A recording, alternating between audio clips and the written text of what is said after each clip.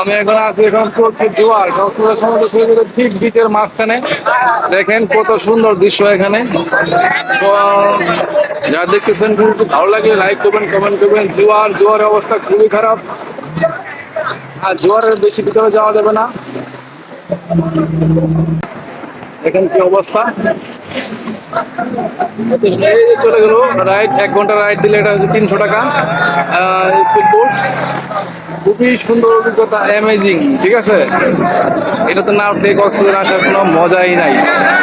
যারা আসেন নাই তারা অবশ্যই আসবেন। এই যে এক বাচ্চা ফুটবল নিয়ে আসছে। এই, কোন জায়গা থেকে আসছো তুমি? বল নিয়ে আসছে, যাও যাও সাগরে যাও।